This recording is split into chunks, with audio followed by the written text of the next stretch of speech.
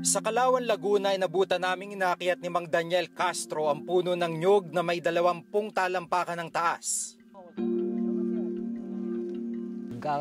Bababa po ng buko. Sa pool po yung binata po, ayan po yung magbaba po ng buko. Mahirap po eh. Para pong trabaho ko eh. Pangalawa na po sa penitensya. Sa hirap pong umadyo. Maingat ang bawat galaw ni Mang Daniel. Konting pagkakamali, maaari siyang mapahamak sa trabahong ito. Pero bukod sa panganib na dulot ng ganitong uri ng hanap buhay, isang panibagong kalbaryong iniinda ng mga magsasaka sa nyugan, gaya ni Mang Daniel. Tingnan po ito, dati mga 10 kabo po ito, ngayon dadalawan na lang.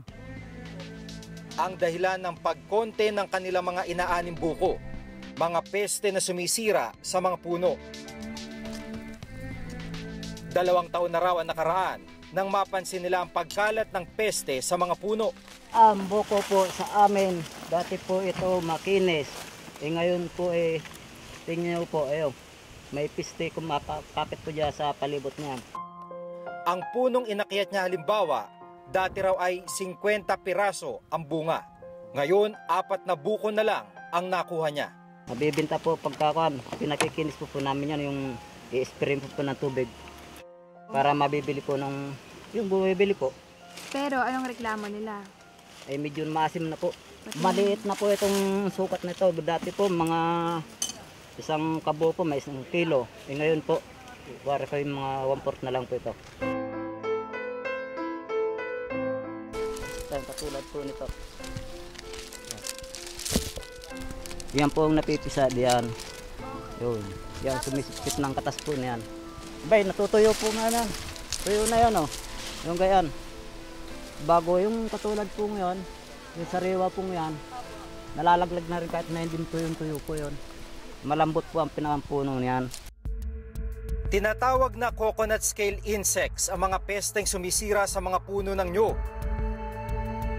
Hindi makikita sa ordinaryong paningin ang mga peste kaya gumamit kami ng microscope. Maliit pa sa butil ng bigas sa mga ito.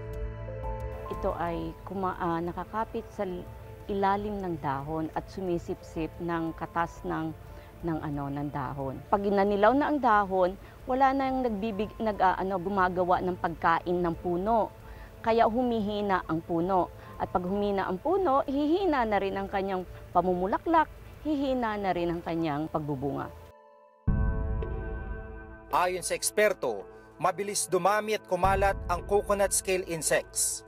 Ang pagdami niya ay parang kalahating kilometro isang buwan ang pagkalat ng pinsala.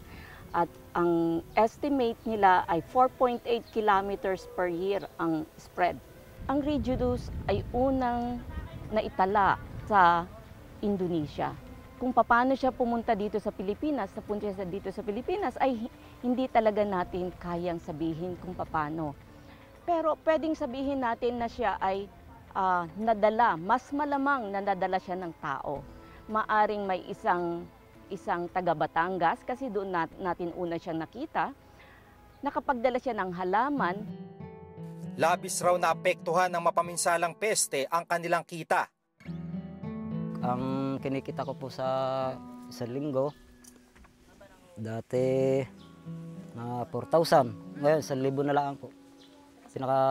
Mataas na yan sa linggo. Pa binabudget ko na rin po. Wala po Ang anak ko po ay 2, magiging 3 po. Di sa 386 na hektar na puro niyugan po, pinakambaba mga 20,000 na niyog.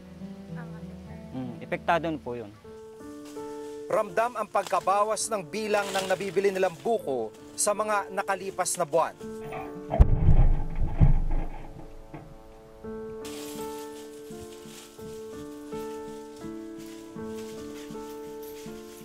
Two. 6. 69. Dati, 1 hektarya lang, ilang portion lang sa ganun, makukuha mo na agad yung 500 na piraso. Ito, halos 2 hektarya yan, ang nakuha lang natin, 150. Dati yan, maraming may babaya kung 1,000 nakakababa ka dyan. Eh ngayon, ang laki na wala.